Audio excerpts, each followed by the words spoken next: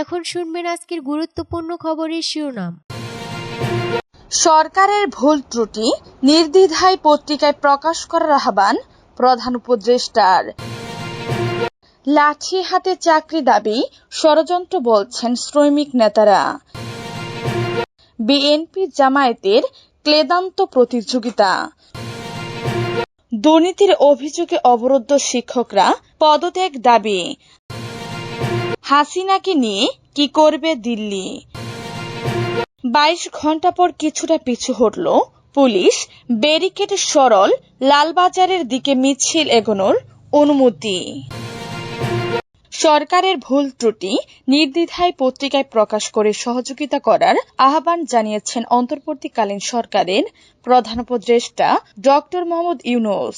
মঙ্গলবার প্রধান উপদেষ্টার সরকারি বাসভবন যমুনায় দেশের বিভিন্ন গণমাধ্যমের সম্পাদকদের সঙ্গে বৈঠকে এ আহ্বান জানান তিনি। বৈঠক শেষে দ্য ডেইলি স্টার সম্পাদক মাহফুজ আনাম গণমাধ্যম কর্মীদের একথা জানান। যমুনায় প্রধান উপদেষ্টা ডক্টর মোহাম্মদ ইউনূসের সঙ্গে বৈঠক শেষে সাংবাদিকদের সঙ্গে কথা বলেন ডেইলি স্টার সম্পাদক মাহফুজ আনাম বলেন, তিনি ডক্টর ইউনূস আমাদেরকে বলেছেন তিনি সম্পূর্ণভাবে স্বাধীন সাংবাদিকতায় বিশ্বাস করেন এবং আমাদের কাছে তার বিশেষ আবেদন হচ্ছে আমরা যেন আমাদের লেখনীর মাধ্যমে জাতীয় ঐক্যমত প্রতিষ্ঠা করা, তারপর বিভিন্ন সাজেশন যেটা আমাদের থাকে সেটা তিনি খুব সাগ্রহে গ্রহণ করবেন। মাহফুজ আনাম আরো বলেন, তিনি প্রধান উপদেষ্টা আমাদের কাছে আহ্বান করেছেন যে এই সরকার পরিচালনার ক্ষেত্রে ভুল ত্রুটি যেন আমরা ধরিয়ে দেই।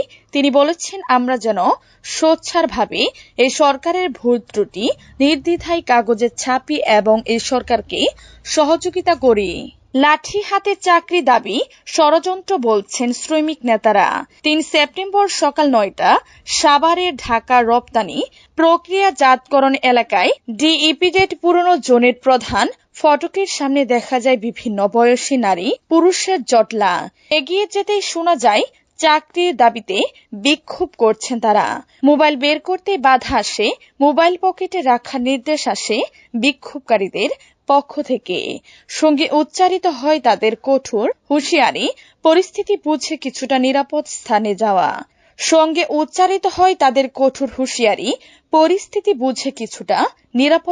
যাওয়া। দূর থেকে দেখা যায় কেউ কেউ ডিইপিজেডের ভেতরে যাওয়ার চেষ্টা করবে, তবে কঠোর অবস্থানে নিরাপত্তা কর্মী সহ আইন শৃঙ্খলা রক্ষাকারী বাহিনীর সদস্যরা আন্দোলনকারী একজনের সঙ্গে কথা বলার চেষ্টা করে নানা পরিচয় জিজ্ঞেস করতে ক্ষিপ্ত হয়ে উচ্ছৃঙ্খল আচরণ শুরু করেন। তার সঙ্গে যোগ দেন আরো কয়েকজন। ততক্ষণে আন্দোলনকারীরা নবীনগর চন্দ্রা সড়কে অবস্থান নিয়ে অবরোধ শুরু করেন। সংবাদকর্মী পরিচয় পেয়ে 2-3 জন ওই স্থান ত্যাগ করেন, যাদের বয়স অনুমান 14 থেকে 17। সেখানে কথা হয় একজনের সঙ্গে, নাম পরিচয় জানতে কিছু সময় নীরব থেকে বলেন আলমাস। বিএনপি জামায়াতের ক্লেদান্ত প্রতিযোগিতা। একটা দেশে সবকিছু ধ্বংস করে লুটে নিয়ে পৈশাচিক হত্যাযজ্ঞ চালিয়েও শেষ রক্ষা হয়নি ফেসিবাদীদের। মরণাতন্ত্রের মুখে বুক চেরিয়ে দাঁড়ানো নিরস্ত মানুষের মহাগণ অভ্যুত্থানে ক্ষমতা হারিয়ে পালাতে বাধ্য হলে ওরা কি হাল ছেড়েছে? মোটেও না। হাসিনার পতিত ফেসিবাদ তাদের হারানোর স্বর্গ ফিরে পেতে একের পর এক বনে চলেছে ষড়যন্ত্র জাল। তাদের আশা ঘোলা পানিতে মাছ শিকারের, যেখানে মাদক মিলছে সেখানে অস্থিতিশীল করতে উস্কানি দিচ্ছে। সবখানে ঘাপটি মেরে বসে আছে পতিত ফেসিবাদের সুবিধাভোগীরা। একটি মাস না যেতে ওরা চক্রান্তের ঘেরাটুপে বসে বলে অহর্নিশ ফেরি করে চলেছে হতাশা।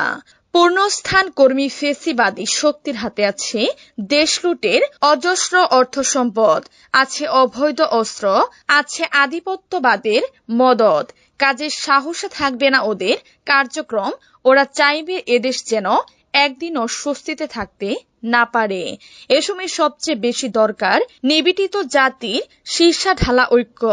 দরকার ফেসিবাদের পুনরুত্থানকামী প্রতি বিপ্লব ও চক্রান্ত রুখে দেওয়া। দুর্নীতির অভিযোগে অবরুদ্ধ শিক্ষকরা পদত্যাগ দাবি। সাভারের নয়ার হাট এলাকায় অবস্থিত national institute of textile engineering and রিসার্চের নিটার সাবেক অ্যাডভাইজারের অনুসারী দুর্নীতিবাজ শিক্ষক কর্মকর্তাদের অবরোধ করে পদত্যাগ সহ বিভিন্ন দাবিতে বিক্ষোভ করেছেন শিক্ষার্থীরা। গতকাল সোমবার সকাল থেকে আশুলিয়ার কোহিনুর গেট এলাকায় ক্যাম্পাসের প্রশাসনিক ভবনের সামনে জড়ো হয়ে শিক্ষার্থীরা এ বিক্ষোভ করেন।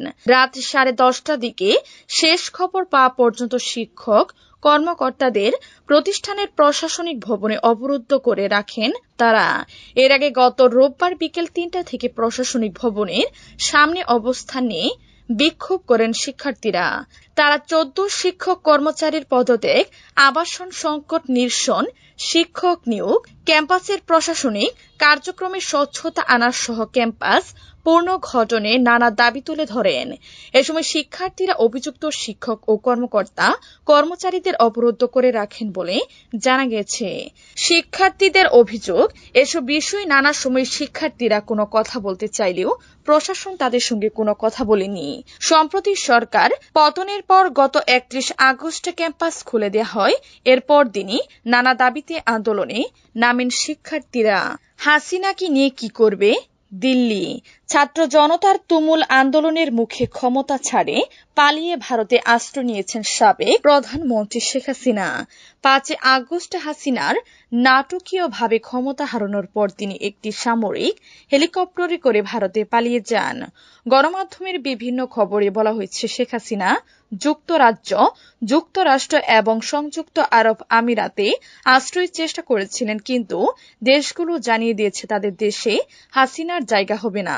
এই পরিস্থিতিতে তাকে হয়তো ভারতে রাজনৈতিক আশ্রয় প্রার্থী হিসেবে থাকতে হবে, না হয় তাকে দেশে ফিরে আসতে হবে, জানিয়েছে বিবিসির প্রতিবেদন।